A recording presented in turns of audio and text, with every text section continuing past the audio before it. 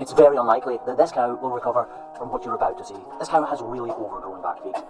But the overgrowth is in the toe area, the area that I'm grinding right now. And that's not just because that's how cows' feet grow, it's because she's avoiding using them. If you look towards her heels, or the top part of her hoof as we look at it now, you'll see they are flat, they have been worn down.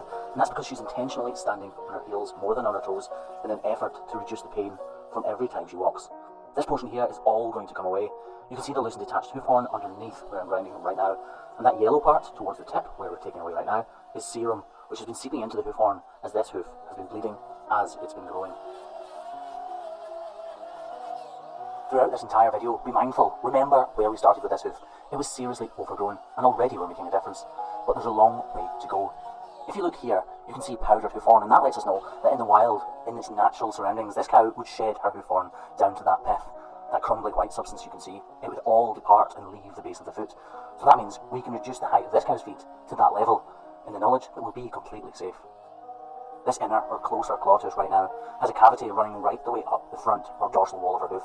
You can see me opening it up right now, but don't be misled. That is not a cavity limited to the tip of her toe. It will extend all the way up her frontal wall, and that is what's causing the serious pain.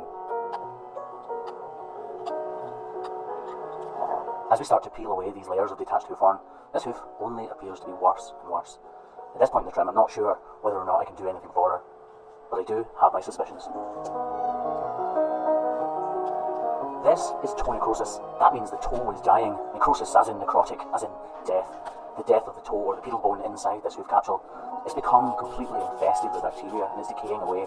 It's something I can't reverse, but it is something that I can help. I can make this cow much more comfortable, and we can start her on a road to recovery, but it's not, unfortunately, something that I can completely remedy by myself, as you're just about to see.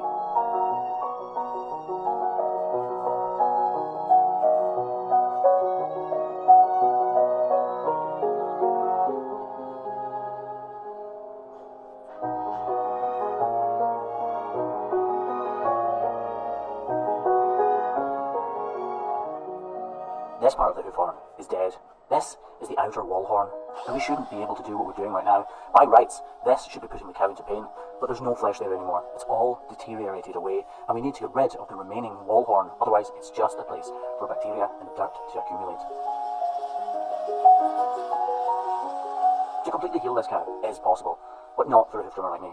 We would need to go far beyond our reaches. We would need to remove the outer layers of flesh and tissue that are infected right now, and it's just not something we can do because we can't administer anaesthesia. That is something for the vet to do. Don't get me wrong, we do and have regularly cured cows like this unexpectedly, but the best course of action is for us to take away the pain as much as we can and set her on the right route by removing these detached layers of hoof horn. As you can see, there are many.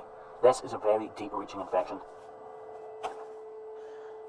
We take away as much as we possibly can, but don't cut into any live tissue. Then we apply a block on this outer claw to be used just like crutches. That will take this sore and affected claw up off the ground. We're going to wrap it with salicylic acid and iodine. That's because on almost all occasions of toe necrosis, treponema are present. Treponema are a spirochete type bacteria that burrow into the outer layers of flesh. It's digital dermatitis that is infecting this cow's hoof and putting her in the pain she's in today. But never fear, this block is lifting her foot off the ground and the bandage is beginning to work its magic. With a little help from the vet, this cow should get over the worst of her problems. For now, I'm just happy that we've made her a little more comfortable.